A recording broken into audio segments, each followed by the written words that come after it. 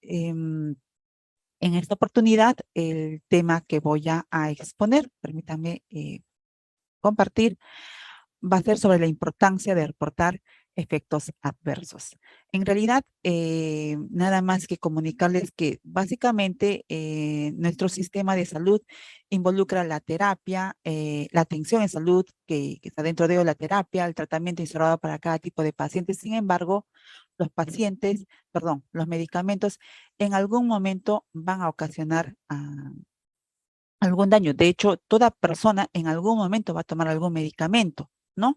Ya sea para prevenir o tratar una enfermedad, pero todos los medicamentos de alguna manera van a causar daño, eh, sobre todo en situaciones como, por ejemplo, si se prescriben o almacenan o dispensan o administran indebidamente y estos obviamente van a terminar en efectos adversos relacionados al medicamento.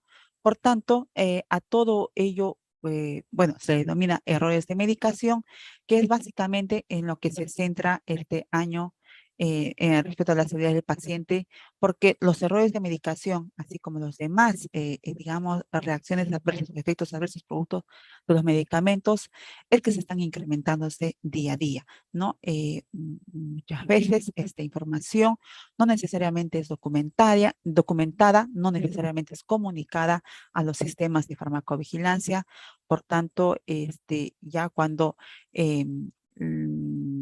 siendo estos errores de medicación prevenibles, ya cuando el paciente bueno, ya tenga una consecuencia, digamos, grave, ya se toma recién, digamos, producto de la investigación que están relacionados a errores de medicación que podían muy bien prevenirse antes de ocasionar un daño en el paciente. De hecho, los errores de medicación, vuelvo a repetir, son prevenibles. Pero los errores de medicación, un poco para entrar básicamente, pues estos pueden causar daños, pero son prevenibles, como decía. Y estos, básicamente, entre las causas principales, por decirlo así, son básicamente en cuanto a la deficiencia de un sistema de medicación, el acto desde digamos, del acceso del medicamento propiamente dicho, y los factores humanos, ¿no? Que obviamente dentro de los factores humanos está, por ejemplo, desde el acto de la prescripción, dispensación, administración, almacenamiento, transporte, preparación de medicamento, entre otras, digamos, eh, mm, eh, di- eh, formas del sistema de medicación que implica para llegar al usuario final, que en este caso es el paciente. Entonces, estas causas, de hecho, hay muchos estudios para determinar en qué momento, pues, intervenir para poder prevenir. Para ello hay muchas situaciones. Un paciente hospitalizado es muy diferente a un paciente ambulatorio. Por tanto, es importante identificar para poder abordar básicamente, y para ello es necesario involucrar al paciente, ¿no? Concientizar al paciente para su participación mucho más activa, ¿no? Empoderar al paciente y a los familiares, ¿no? Para que participen de forma activa en el uso seguro de los medicamentos, ¿no? Por ello mismo, a continuación voy a hablar sobre lo que implica la farmacovigilancia, sobre los medios de notificación y por qué es importante reportar. Y bueno, antes de ello, como país, Perú tiene todo un sistema peruano de farmacovigilancia y tecnovigilancia, así denominado, que ha sido creado en el año, de hecho, en la ley de productos farmacéuticos, dispositivos médicos y productos sanitarios ya se mencionaba como tal. Sin embargo, viene ya esta actividad desarrollándose desde el año 1999. Pero en el 2009, con esta ley, se habla de este sistema y en el 2000, 2011 se aprueban 2 documentos más específicos donde se aborda algunas actividades de farmacovigilancia, pero ya en el 2014 se habla de este sistema, digamos, mencionando los objetivos primordiales de este sistema, perdón, de farmacovigilancia y tecnovigilancia como tal, ¿no? Principalmente, como objetivo es la de vigilar y evaluar la seguridad de los productos farmacéuticos, también dispositivos médicos y productos sanitarios, con la finalidad de prevenir y reducir los riesgos y conservar sobre todo los beneficios de estos en la población, ¿no? Básicamente lo que se busca es que las condiciones del balance beneficio-riesgo sean favorables, ¿no? Pero también es importante que si hablamos de un sistema peruano de farmacovigilancia y tecnovigilancia, pues también es importante conocer quiénes lo integran este sistema. De hecho, está conducida por el Centro Nacional de Farmacovigilancia y Tecnovigilancia, que está ubicada en la Dirección General de Medicamentos, Insumos y Drogas, que es la Autoridad Nacional de Medicamentos, Productos Sanitarios y Dispositivos Médicos, que a su vez están, digamos, organizados por centros de referencia a nivel nacional. Quiere decir que a nivel de todas las regiones, departamentos, hay un centro de referencia, ¿no? Es como, digamos, los pares del centro nacional denominados centros de referencia regional, donde también existe un área de farmacovigilancia y que a su vez igualmente desarrolla las actividades de farmacovigilancia, pero en la región. Por ejemplo, región Cusco, hay una área de farmacovigilancia que básicamente realiza esas actividades con todos los integrantes que están dentro de su jurisdicción, integrantes del sistema peruano de farmacovigilancia y tecnovigilancia. Pero ¿quiénes están ahí dentro de los centros de referencia? Pues están los establecimientos de salud, ¿no? Hospitales, clínicas, centros médicos, consultorios, etcétera, los establecimientos farmacéuticos, como son las droguerías, los almacenes, los laboratorios, las oficinas farmacéuticas, y dentro de ellos están las boticas y farmacias, las farmacias de los establecimientos de salud. Todos ellos vienen a ser integrantes del sistema. Además, los profesionales de la salud, ¿no? Todos los profesionales de la salud. Pero además, no solamente están ellos como parte del sistema, sino los titulares de registro sanitario, ¿no? Los titulares que son los, digamos, responsables de digamos, responsables o titulares del medicamento que se está comercializándose en el país, por lo cual también es responsable de garantizar la eficacia, seguridad y calidad, pues igualmente es integrante fundamental de este sistema programa de farmacovigilancia y tecnovigilancia y que realiza actividades de la misma. Y bueno, para ello, básicamente los titulares recogen la información de los pacientes consumidores y de los profesionales de la salud.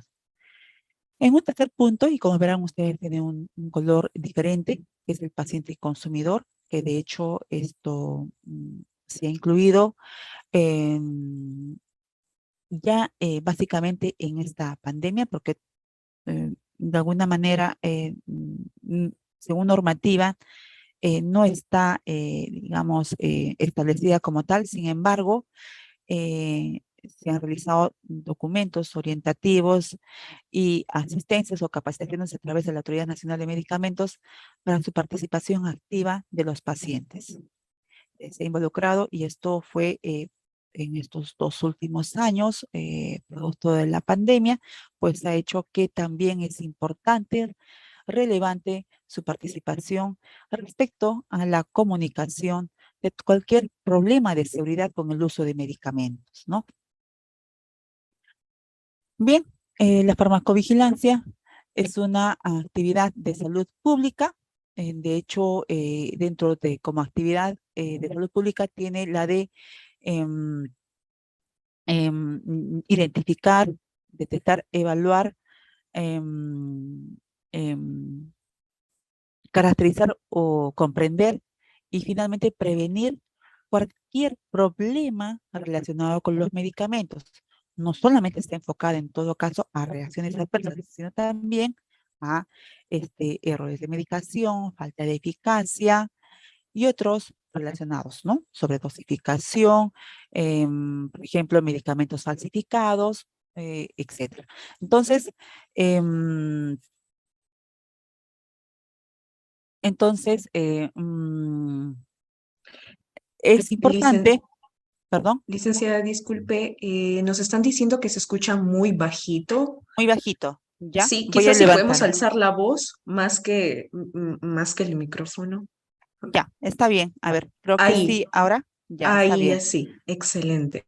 Bien, entonces decía que la farmacovigilancia siendo una actividad de salud pública, pues está relacionada con la detección, la identificación de cualquier problema de seguridad, la evaluación propiamente dicha, porque hay que evaluar esta información con todo un equipo multidisciplinario para determinar la causalidad, la comprensión o caracterización, que básicamente consiste en identificar cuáles son los factores de riesgo que estén contribuyendo a la aparición de esta reacción adversa, y la prevención. La prevención a través de la comunicación es importante de todos los efectos adversos o de cualquier otro posible problema relacionado con ellos.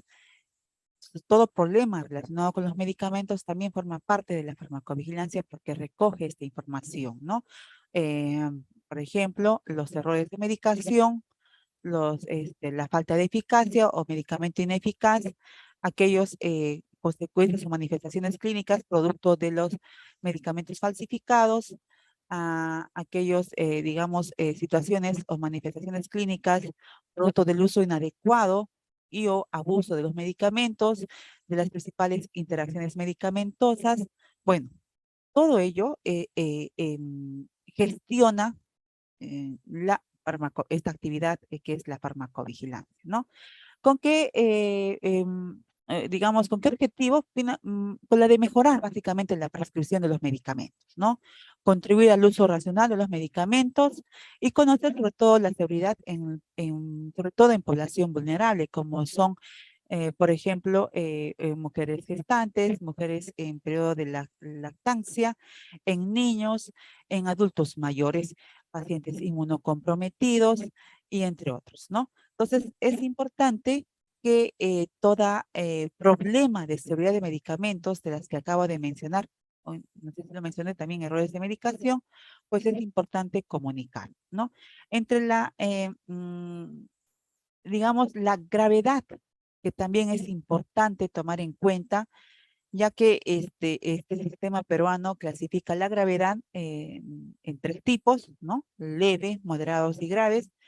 Es importante también la comunicación. Claro, cuando es una grave, es importante comunicar o reportar de forma inmediata. De hecho, hay unos plazos que se aplican para profesionales de la salud y para titulares de registro sanitario.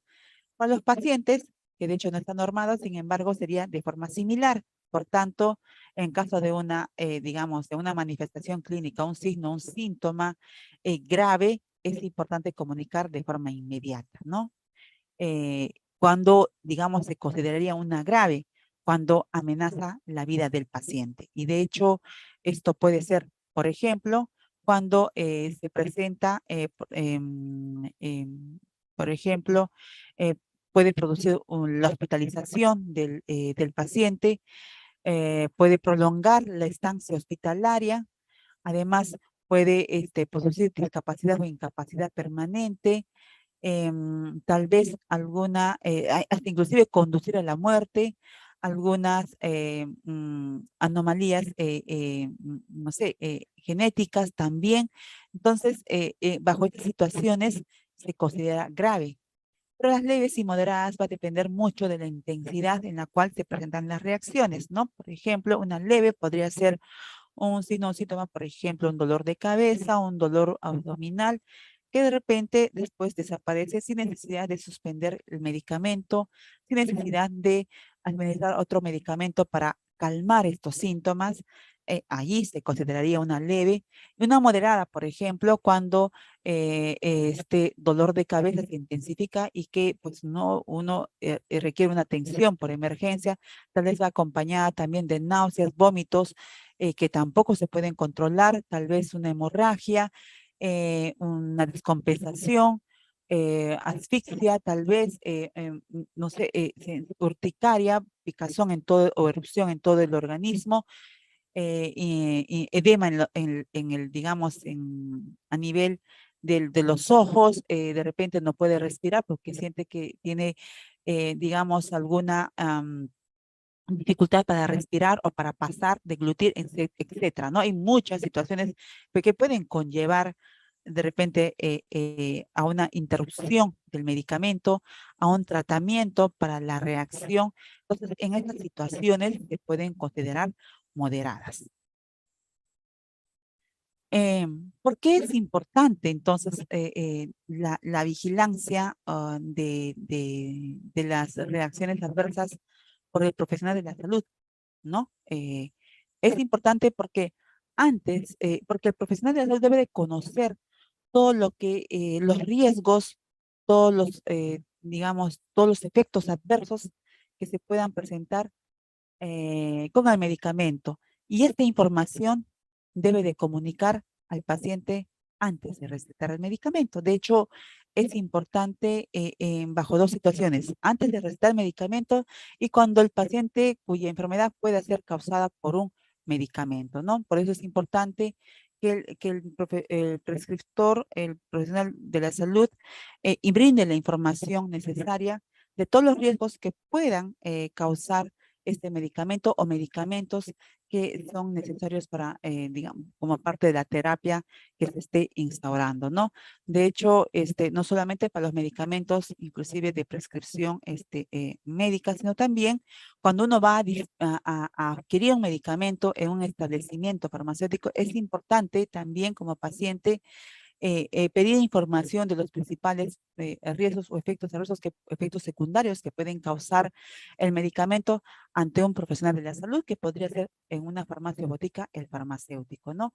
Es importante siempre pedir información como paciente para tomar en cuenta y ante cualquier signo o síntoma que se pueda presentar, porque no todos los pacientes presentan, no todos los medicamentos tampoco tienen riesgo cero, quiero decir, pueden presentar riesgos.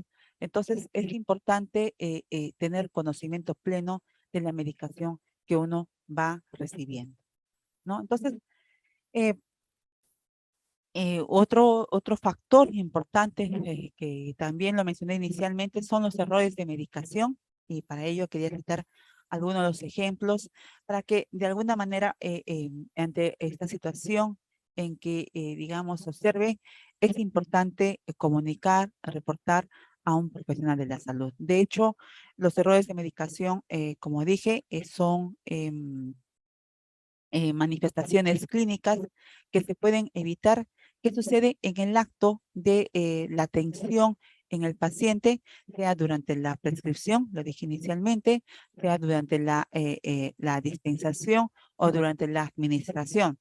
Pero de hecho existen además otros, digamos, procesos que también van a involucrar, que también pueden ocasionar alguna consecuencia, algún daño en el paciente.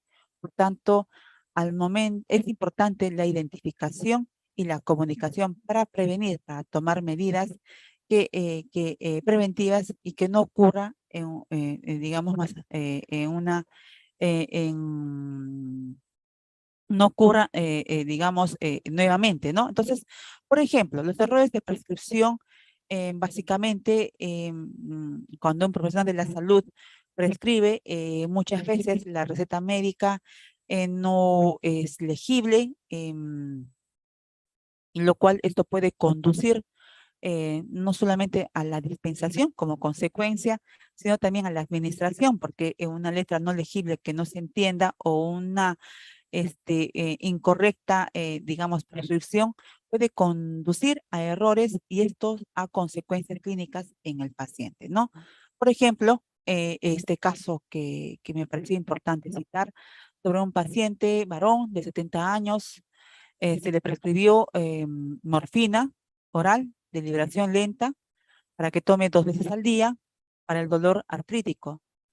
El paciente no había recibido ningún medicamento anteriormente de este tipo, o sea, opiáceo, porque usualmente tomaba tramadol, ¿no? Sin embargo, al tomar en su cuarta dosis de esta morfina, pues el paciente empezó a presentar las siguientes manifestaciones. En principio, confusiones, alucinaciones y somnolencia. El paciente, producto de ello, fue ingresado a hospitalización para ser atendido, ¿no? Por un especialista. Vean la prescripción por parte de en este caso, de un profesional de la salud, ¿no? Otro ejemplo de error en la dispensación, básicamente, por ejemplo, esto generalmente se observa porque muchas de las formas farmacéuticas o presentación de los medicamentos se parecen, ¿no? Tiene el mismo color de la tableta, la misma forma, el mismo envase inmediato. Quiero decir, el blister es tan igual, el mismo, el rótulo es del mismo color a veces. Esto en tabletas, también en ampollas se ve el mismo color, el mismo color del rotulado, sin embargo son medicamentos diferentes, ¿no? Entonces, esto muchas veces puede conllevar a error humano, ¿no? Por ejemplo, acá un paciente de 65 años de edad con antecedentes de enfermedad obstructiva de las vías respiratorias, fue visitada por un médico y le recetó penicilina y prednisolona, ¿no? El farmacéutico quien seleccionó este medicamento, perdón, que dispensó este medicamento, lo hizo de forma incorrecta, ya que en vez de darle prednisolona, le entregó propanolol. Esto porque el rotulado y el envasado de ambos productos eran similares, ¿no? La paciente tomó el medicamento que le habían dispensado, que es el propanolol, y días después tuvo dificultad para respirar, sufrió hipotensión y perdió el conocimiento. Finalmente se hospitalizó en este caso el paciente y falleció posteriormente. Imagínense, por un error durante la dispensación puede conducir a digamos, una situación fatal. Otro, digamos, también importante son los errores en cuanto a la administración. De hecho, esto usualmente ocurre a nivel hospitalario, ¿no? Muchas veces no se administra el medicamento según las indicaciones de digamos, de la ficha técnica al inserto del medicamento, que básicamente indica cómo se debe de administrar, que muchas veces por sus múltiples actividades que puedan tener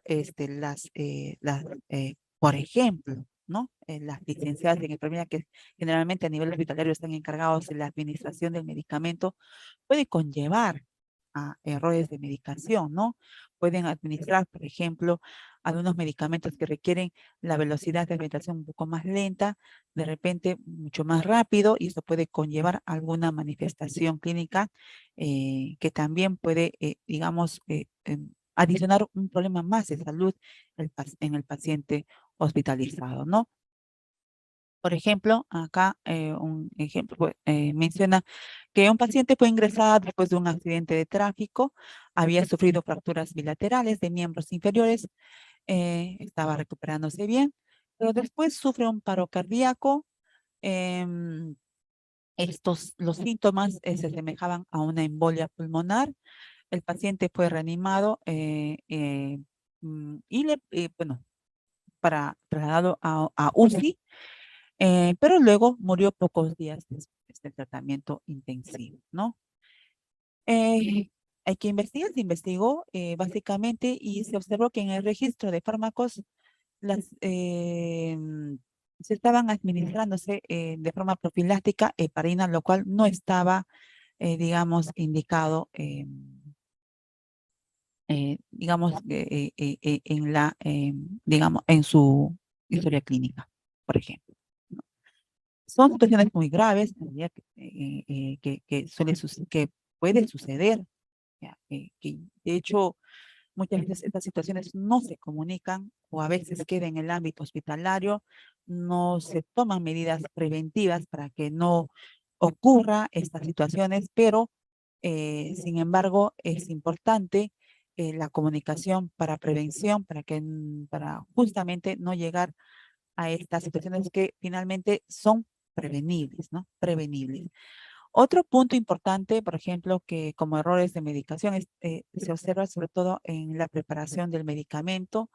em, em, por ejemplo, en pediatría, niños justamente se preparan medicamentos de acuerdo a la dosis que se tiene y muchas veces se ajustan no necesariamente medicamento antibiótico se tiene que fraccionar para la administración, sin embargo, esto puede conllevar digamos, a una mal cálculo, fraccionamiento, un problema más de salud en este caso, en niños, por ejemplo, ¿no? Pero también lo sucede en adultos, ¿no?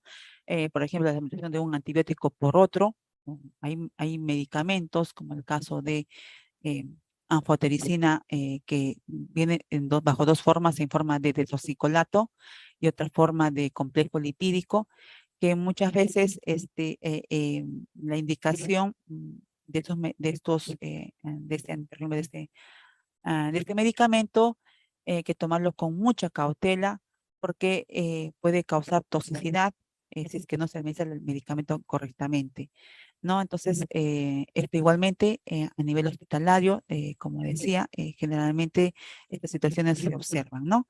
Pero también hay errores de medicación durante el transporte, durante el almacenamiento. De hecho, sea de paso, por ejemplo, las vacunas, requieren un almacenamiento a bajas temperaturas. Los medicamentos biológicos, más que todo, requieren almacenamiento a bajas temperaturas. Por eso es importante que estos medicamentos, medicamentos biológicos, básicamente, van a ser adquiridas, ya sea una insulina u otro tipo de medicamento en un establecimiento farmacéutico. Es importante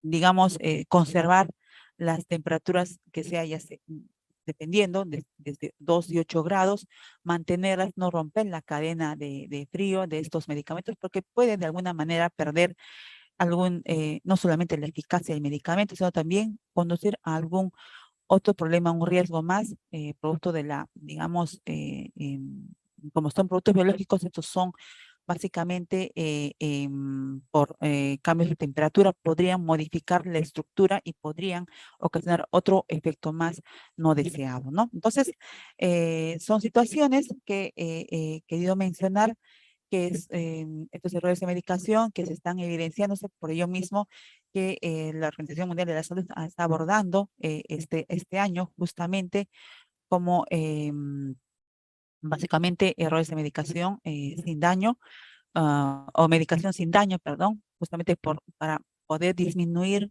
estos errores de medicación que se vienen incrementando hoy en día, ¿no? Entonces, ¿por qué es importante que reportar las reacciones adversas por los pacientes? Porque, bueno, como ya lo estaba repitiendo anteriormente, todos los medicamentos pueden producir algún efecto adverso no deseado, ¿sí? Em, Pese que ya todo medicamento antes de su autorización son sometidos a rigurosas pruebas preclínicas en animales, de experimentación clínicas en humanos, aún así siempre hay información que no se conoce que en condiciones reales de uso se van a conocer. Sin embargo, es importante saber que los medicamentos no son 100% seguros, ¿sí? Eso es uno. Los medicamentos, sobre todo recientemente lanzados al mercado, que recientemente están siendo introducidos para su comercialización, es importante, sobre todo, monitorear, porque mm, digamos que se podrían presentar otros problemas que no se han podido identificar durante los, digamos, las pruebas clínicas, preclínicas antes de su autorización. Y de hecho, esto se puede observar en condiciones reales. Entonces, por tanto, no se puede, quiero decir, no se puede dejar de observar, ¿no? Siempre cualquier signo o síntoma que se presentaban con medicamentos recientemente comercializados, es importante observar y reportar, ¿no? Porque todo ello va a ayudar sobre todo al conocimiento del medicamento para su uso de forma segura, ¿no? Eh, mm, hay medicamentos que tienen muchos años en el mercado, pero que sin embargo después de 30, 20, 30 años, 50 años, se siguen conociendo información nueva, ¿no? Por ejemplo, el caso de la aspirina, es un medicamento que muchos años después, más de 3 décadas después, se conoció que estaba asociado a la hemorragia digestiva alta, ¿no? Imagínense después de tantos años. Entonces, de alguna manera, el el acto de reportar va a permitir conocer todo el perfil de seguridad de los medicamentos que va a ser necesaria para poder incluir dentro de, digamos, perdón, mejorar la prescripción médica y tomar acciones a nivel de las agencias reguladoras de medicamentos, ¿no? Otro punto importante es de que la confidencialidad, ¿no? Toda información que se reporte, que se comunique, es netamente confidencial, ¿no? De hecho, hay la normativa, la legislación en nuestro país también establece que la información comunicada por el reporte no puede ser, o en todo caso, solamente es de conocimiento de los integrantes del Centro Nacional de Farmacovigilancia, ¿no? No se pueden transparentar la información por protección de datos, tanto clínicos como personales del paciente. Todo ello con la finalidad de contribuir a la seguridad del paciente. Entonces, básicamente, ¿cómo es el ciclo del reporte? Todo paciente, una vez recibido el tratamiento, identifica y comunica a un profesional de la salud. El profesional de la salud reporta a un sistema de farmacovigilancia. Las autoridades reguladoras analizan la información y toman acciones, ¿no? Acciones para poder prevenir o minimizar a través de la comunicación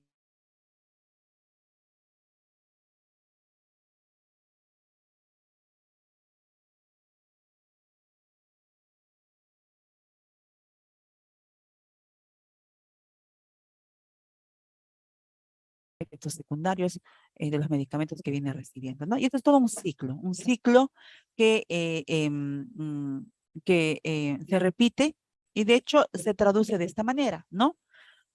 Todo paciente que conoce un medicamento que puede presentar un dolor de cabeza, un dolor abdominal, un dolor de repente, digamos, muscular, vómitos, tal vez erupción, entre otras signos o síntomas, debe de comunicar a un profesional de la salud o, por ende, debe de notificar que ya, por lo menos el Sistema Peruano de Farmacovigilancia ha establecido canales de notificación por parte del paciente, ¿no? Entonces, o comunicar a un profesional de la salud o directamente comunicar a través de los medios de comunicación disponibles. Estos, a su vez, llegan a una base de datos, a la base de datos nacional de farmacovigilancia, el cual analiza la información en el Centro Nacional de Farmacovigilancia, evalúan esta información junto con, con otras, digamos, otros datos procedentes de los estudios clínicos u otras fuentes para tomar acciones regulatorias que pueden, digamos, ser entre ellas las recomendaciones en cuanto a su uso, tanto para profesionales de la salud o pacientes, las modificaciones tal vez del injerto o la ficha técnica, el cambio de condición de venta también podría ser, ¿no? Por ejemplo, el diclofenaco hoy en día es la venta con receta médica. Por ejemplo, las restricciones de uso, el retiro del mercado finalmente, ¿no? Entonces, todas estas acciones son comunicadas a través de alertas sanitarias,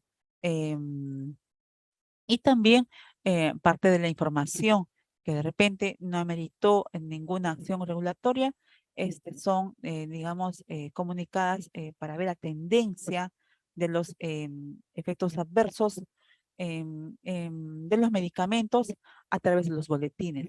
Pero ambos son ya formas de comunicar sobre el medicamento. ¿A quién es dirigido? A la población, ¿no? La población básicamente toma conocimiento del mismo. Es importante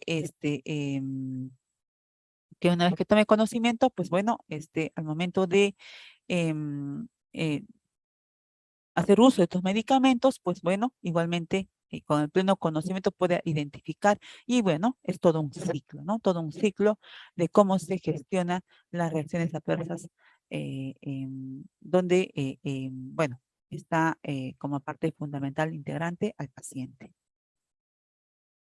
En cuanto a los medios de comunicación, pues hay formas de notificación. De hecho, actualmente también el Sistema Peruano de Farmacovigilancia viene reportando en formatos, hay formatos dirigidos para profesionales de la salud, no se tiene formatos para pacientes.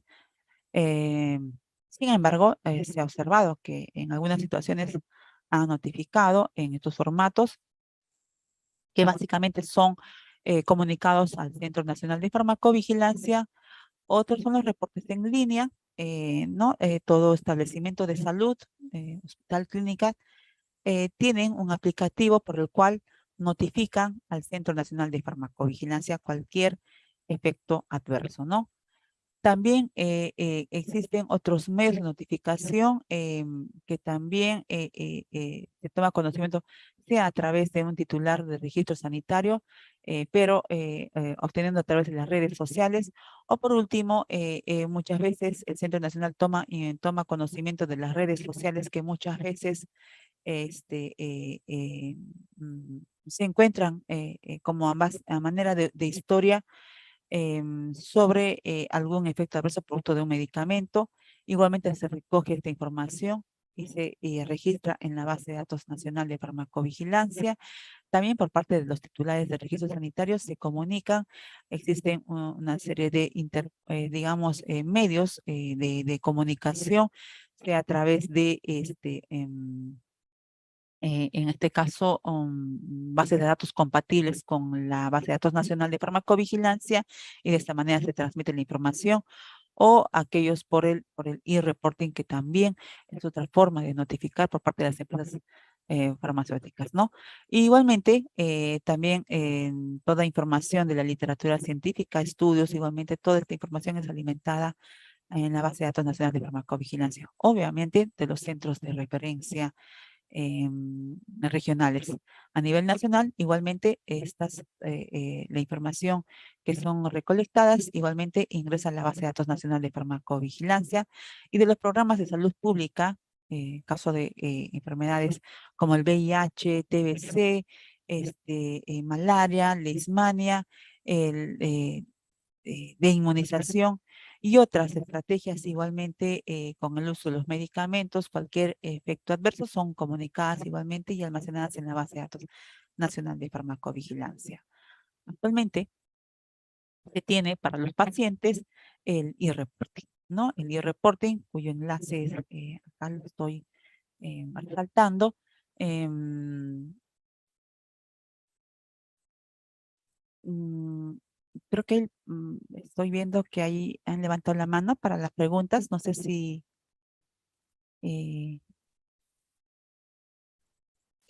Sí, se puede atender. Sí, adelante en todo caso, si hay alguna pregunta, si tienen micro, no sé.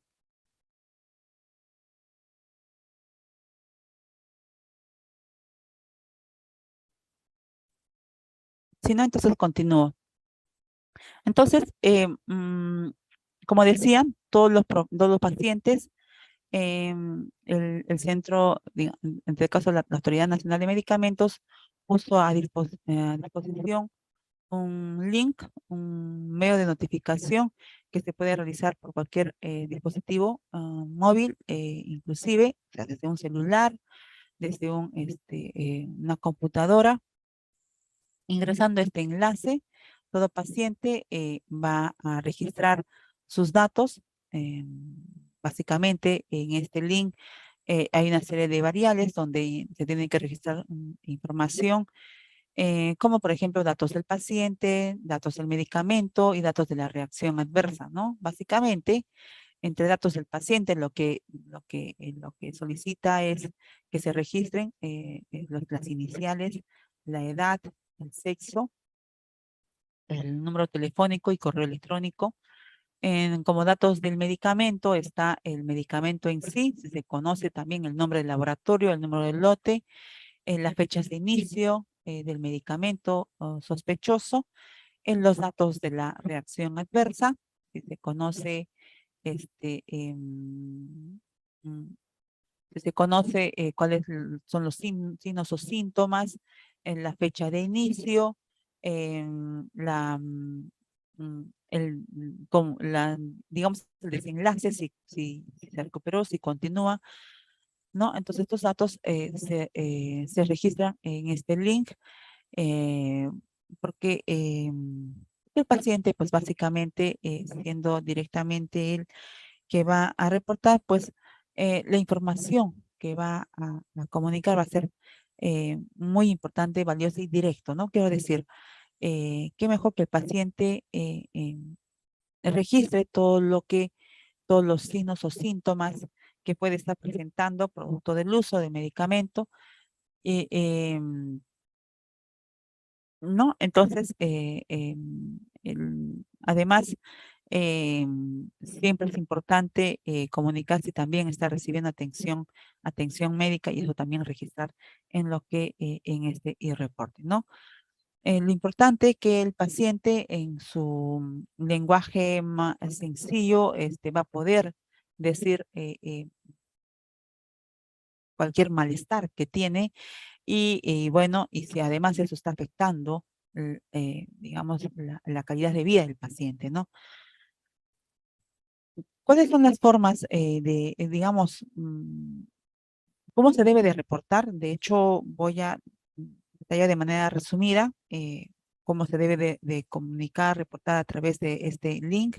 Es en principio ingresando en la parte de lo que indica, describa lo sucedido, eh, lo que está presentando, todos los malestares que está presentando a manera de texto, ¿no? Puede ser resumido, extenso, si es extenso, mucho mejor. Luego tiene que seleccionar las reacciones, esto que de lo contrario no me le va a permitir pasar a las siguientes partes. Entonces, puede agrupar acá un signo, un síntoma. De repente, por temas de tiempo, podría inclusive agregar dos síntomas, pero generalmente es uno. La fecha de inicio o comienzo de la reacción, la fecha final, si es que tiene este dato, y la duración, si fue un día, días, tal vez horas, en fin, tiene que detallar esta información. Luego, el estado del paciente, si se recuperó, no se recuperó, y en caso de que sea muy grave, seleccionar las opciones que se muestran a continuación, ¿no? Igualmente, si se tiene más de una reacción, más de un, digamos, malestar, puede agregar acá en esta parte inferior opciones para que pueda uno reportar. Em, el paso 2 implica toda la información del medicamento y acá se tiene que registrar el nombre del medicamento. Si tienen información del laboratorio, lo colocarán y si no, igualmente no es necesario, salvo que sea un producto biológico, ¿no? Un anticuerpo monoclonal tal vez. que usualmente se usa para pacientes mm, con enfermedades de repente autoinmunes, enfermedades raras, entre otras indicaciones. Si tienen esta información, registrarlo. Si tienen información del número del lote, igualmente para estos productos biológicos es importante. También la vía de administración, si fue por vía oral, vía intramuscular, endovenoso o por vía tópica, la fecha de inicio de la reacción, la fecha final de la reacción, digo, de la reacción, no, del medicamento, perdón, siempre y cuando se tenga esta información. La duración del medicamento, si fueron, no sé, tal vez días, meses, años, la indicación por la cual están tomando. Pues, esta información es importante que se registre. Y bueno, acción del medicamento, pues si se ha retirado, no se retiró, etcétera, es para seleccionar. Y en el paso 3, básicamente se describe lo que son, digamos, alguna información adicional que pueda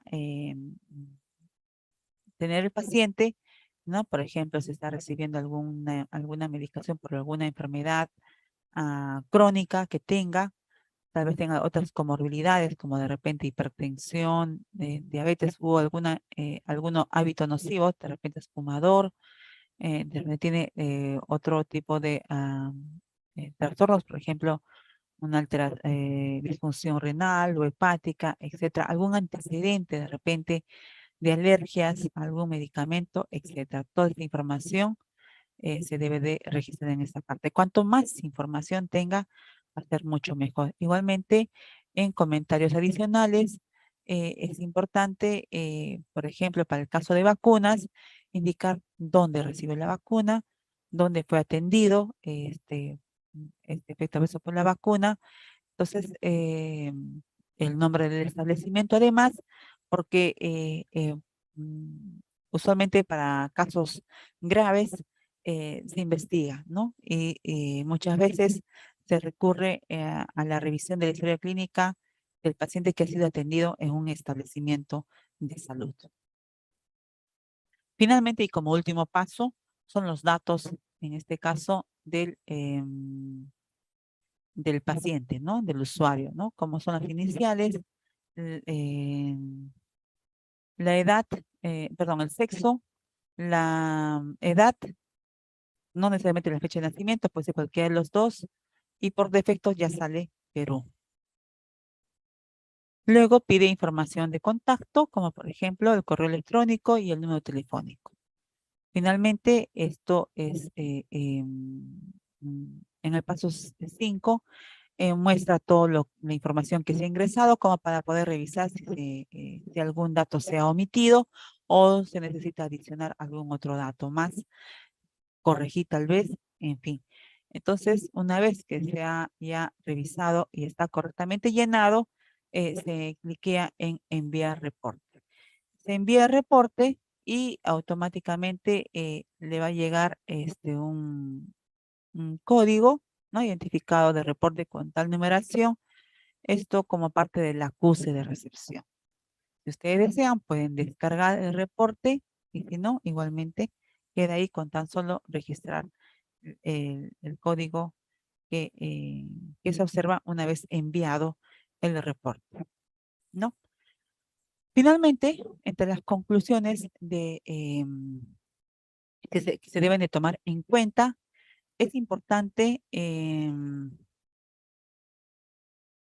para todos, no solamente para pacientes, sino también familiares y profesionales de la salud, el adoptar una cultura de seguridad enfocada a la mejora del sistema, ¿no? Esto es importante, los sistemas de medicación, los sistemas de atención de salud de los pacientes, bueno, atención en salud básicamente, son pilares fundamentales para digamos, em, en una atención integral, ¿no?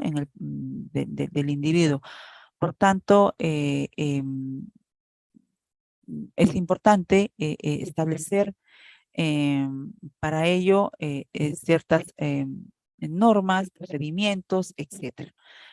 Estandarizar la prescripción médica, ¿no? Es importante que se tenga una receta armonizada, que tengan ciertos datos importantes como lo del medicamento, la dosificación, ¿no? Esto para evitar los errores de medicación básicamente. De hecho, actualmente existe hay un documento técnico sobre las buenas prácticas de prescripción, ¿no? Que es importante también tener conocimiento de ello para poder, m- una vez que reciba la receta médica, pues verificar si efectivamente está correctamente llenado, ¿no? Estandarizar los procesos en cuanto a los horarios de administración, límites de dosis, envasado y etiquetado o el rotulado básicamente, almacenamiento, entre otros, ¿no? Es importante ello para evitar sobre todo los errores de medicación. Estandarizar los equipos de infusión, los equipos de infusión que se tiene sobre todo en ambientes hospitalarios como es UCI, sino darles el mantenimiento necesario para evitar también errores de medicación. Suministrar los medicamentos intravenosos de alto riesgo preparados desde el servicio de farmacia, ¿no? Para ello es importante contar con protocolos de uso por ejemplo, para el manejo de medicamentos de alto riesgo, por ejemplo, y bueno, esto como parte de las mejoras en cuanto a la atención, el sistema de medicación, em, ¿no? Y así evitar estos errores de medicación. Asegurar la disponibilidad continuada de la asistencia farmacéutica y básicamente esto es incorporando a un especialista, ¿no? Un farmacéutico clínico a nivel hospitalario, por ejemplo, ¿no? Que brindará toda la información del medicamento, no solamente todo el equipo asistencial, sino también al paciente, ¿no? Em, Hacer accesible la información relevante sobre el paciente en todas las unidades asistenciales.